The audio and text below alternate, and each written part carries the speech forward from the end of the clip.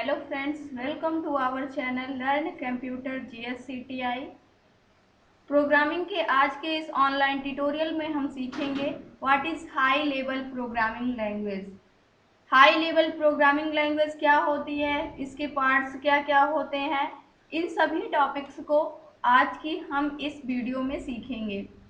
इसके पहले हमने जो सीखा था प्रोग्रामिंग लैंग्वेज था जिसके 3 पार्ट्स होते हैं। उसमें से फर्स्ट पार्ट्स को हमने इसकी पिछली वीडियो में डिस्कस कर लिया है। आज प्रोग्रामिंग लैंग्वेज के सेकेंड पार्ट को हम डिस्कस करेंगे जो कि है high level programming language. Start करते हैं आज के अपने टॉपिक को।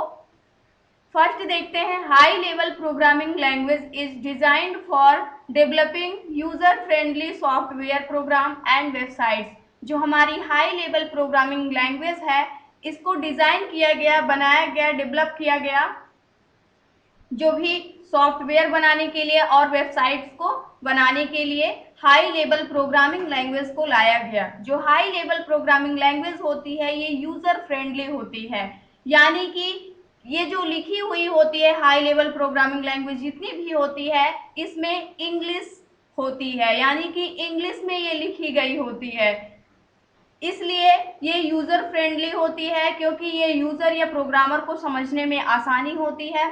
इसके पहले जो हमारी लो लेवल प्रोग्रामिंग लैंग्वेज थी वो 0 एंड 1 के फॉर्मेट में थी, जो कि बाइनरी डिजिट थे जिसे मशीन को समझने में आसानी होती थी, बट जो यूजर होते थे उन्हें उस लैंग्वेज को समझने में बहुत कठिनाई होती थी। इसलिए जो प्रोग्रामर्स थे, डेवलपर थे, उन्होंने हाई लेवल प्रोग्रामिंग लैंग्वेज को डेवलप किया, ताकि इससे क्या हुआ कि जो भी यूजर की थिंकिंग थी या फिर प्रोग्रामर की थिंकिंग थी वो आसानी से मशीन को बता सके और उससे अपना काम करवा सके जो भी वो करवाना चाहते हैं। तो हम स्टार्ट करते हैं, आगे देखते हैं।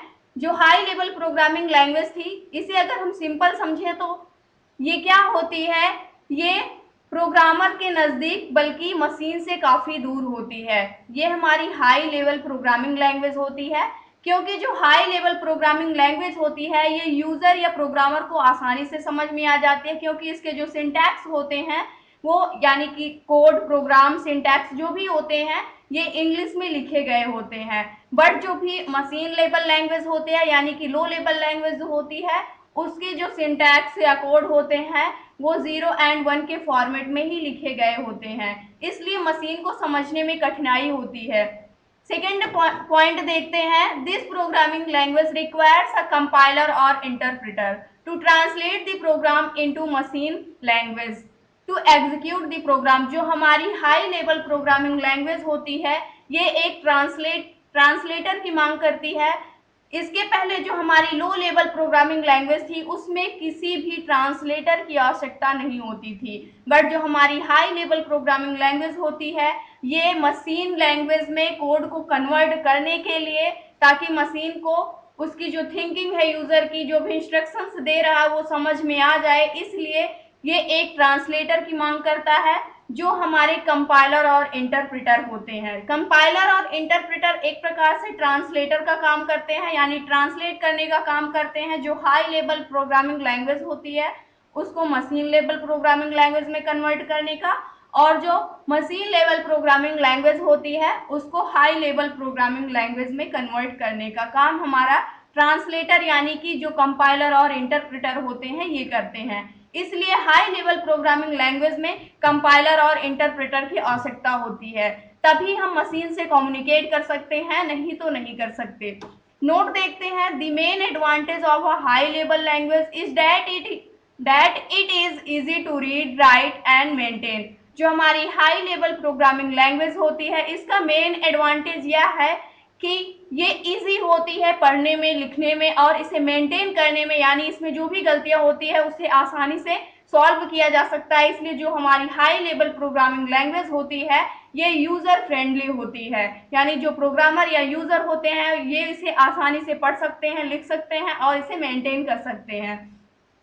एग्जाम्पल देखते हैं अगर हाई लेवल लैंग्वेज का, तो हमारे ये होते हैं, for example Python, Java, JavaScript, PHP, C sharp, C++, Objective C, COBOL, Perl, Pascal, Lisp, Fortran and Swift programming language etcetera, ये सारी हमारी हाई लेवल प्रोग्रामिंग लैंग्वेज होती हैं।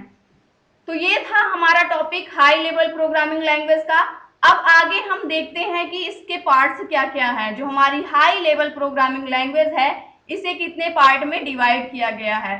3 parts of the high level programming language. जो हमारी high level programming language होती है, इसे 3 पार्ट में डिवाइड किया गया है। जो फर्स्ट है प्रोसीजरल ओरिएंटेड प्रोग्रामिंग लैंग्वेज, और सेकेंड है object oriented programming language, second है object oriented programming language, and जो लास्ट पार्ट है वो नेचुरल लैंग्वेज है। ये 3 पार्ट्स होते हैं हमारी हाई लेवल प्रोग्रामिंग लैंग्वेज के। तो इस वीडियो को हम यहीं तक एंड करते हैं, क्योंकि अगर हम इन तीनों को भी डिस्कस करेंगे इसी में तो हमारा टॉपिक काफी लंबा हो जाएगा, इसलिए हम सेपरेट वीडियो में एक एक टॉपिक को डिस्कस करेंगे। तो आज का जो हमारा टॉपिक था वो यहीं तक था। नेक्स्ट वीडियो में हम देखेंगे प्रोसीजरल ओरिएंटेड प्रोग्रामिंग लैंग्वेज। दोस्तों, आशा करते हैं कि आज की वीडियो आप सभी को समझ में आई होगी। अगर वीडियो अच्छी लगी हो तो प्लीज लाइक करना, शेयर करना और हमारे चैनल को सब्सक्राइब करना। Thanks for watching this video.